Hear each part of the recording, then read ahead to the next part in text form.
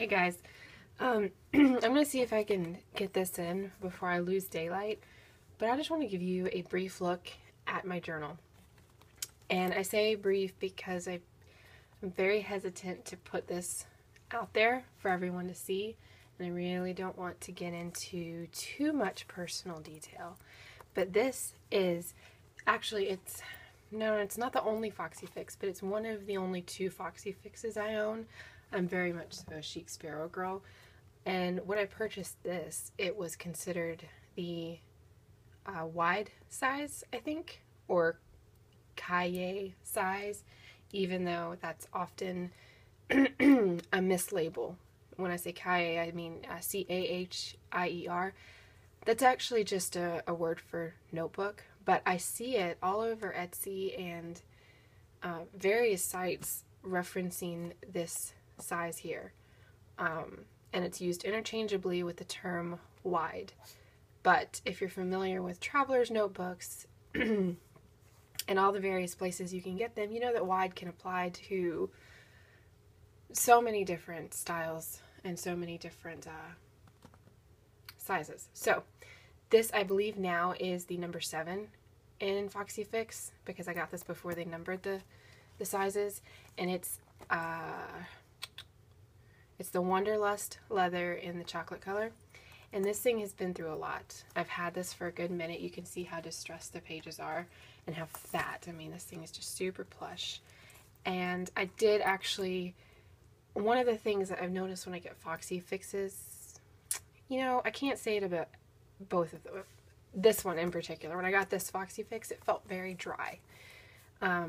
Maybe they do something different to the leather now, because I haven't noticed it in the more recent one I've gotten, but it felt so dry that it was just driving me nuts. So I tried to condition it myself, and that made it very splotchy.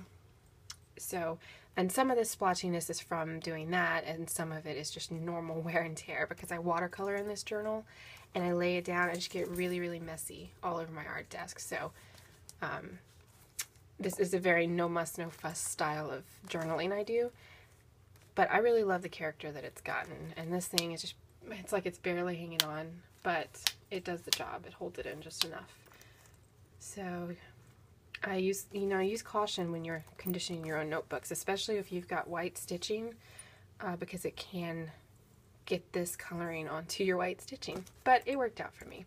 So I have all kinds of various little charms, just knit, just little pieces. I don't even know where I've picked some of them up. These two I know I got from Michael's. This I think came off of an old necklace. But I love my feathers and my tree of life and my coins and things like that. Oh, and I have another one on top here. And that one came from Michael's. Okay, so I'm just going to try to show you kind of the style of journaling I do without getting too deeply into it. So this is, there's no pockets on this. And all my pages are very, very wrinkled up. And I use mostly, in fact, maybe all of these, I believe, are Moleskines.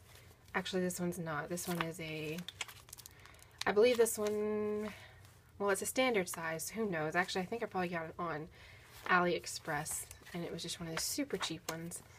But the rest of these are definitely Moleskines. I love Moleskines. So as you can see, this is actually my most recent one, and it's already, mostly it's just, I guess you could say, prepped pages, although half of my enjoyment of journaling is the painting that I do in them. So I just do my own scrapbook paper on the outside, and I cut this flower out of another piece of scrapbook paper and glued it on. And this cover is so warped just because this thing gets caked in paints and oils. I love watercolors. This is, don't remember where that paper is from, but I know this paper is from scrapbook.com. And just like for these pages, I'll focus in more on these, but this is the style I like to do. And it's pretty much marbly is what it is.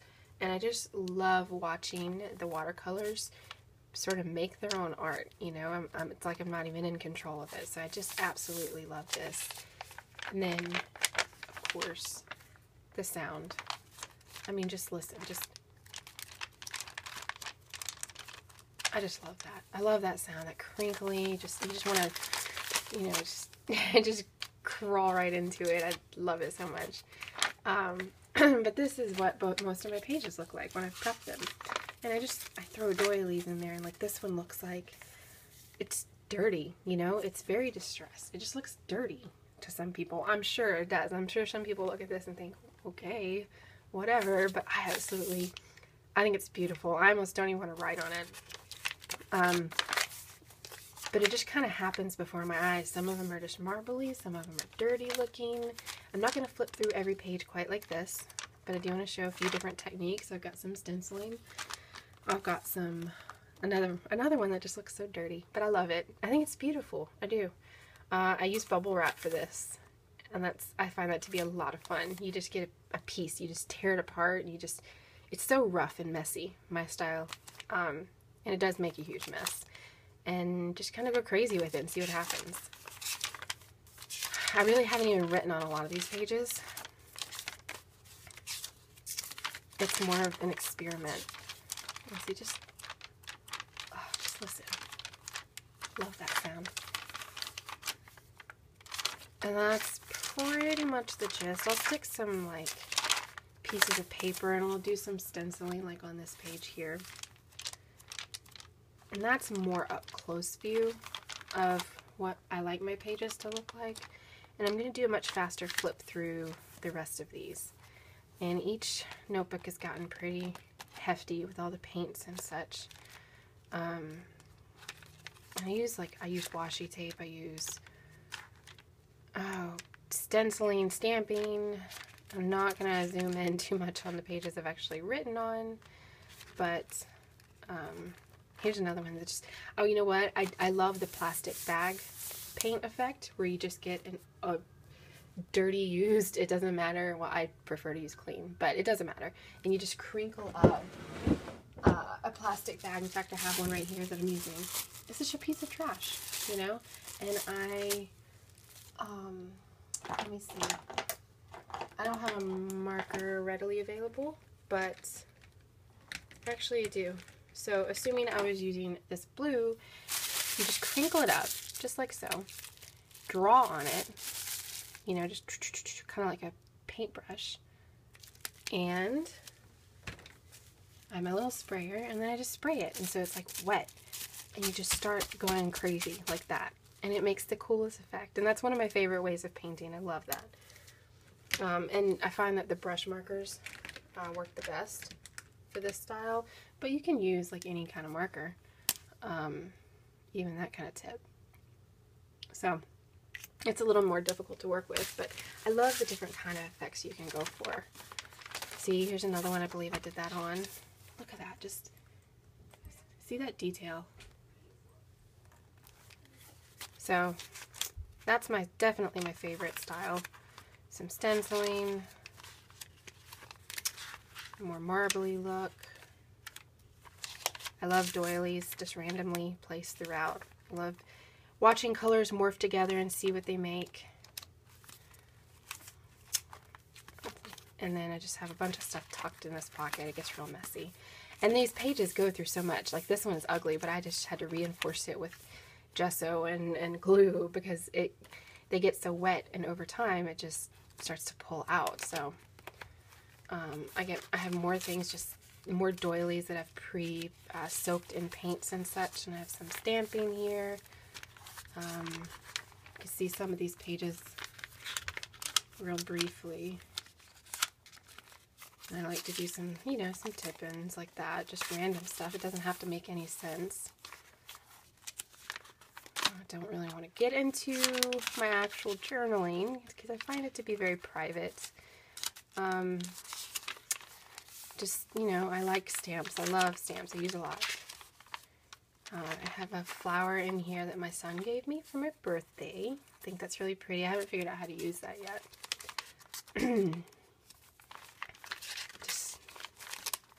These are ugly pages, but it doesn't matter because I can add to them later. If I don't like how it looks, just change it, you know? And if you really don't like how it looks, just gesso over it and start again.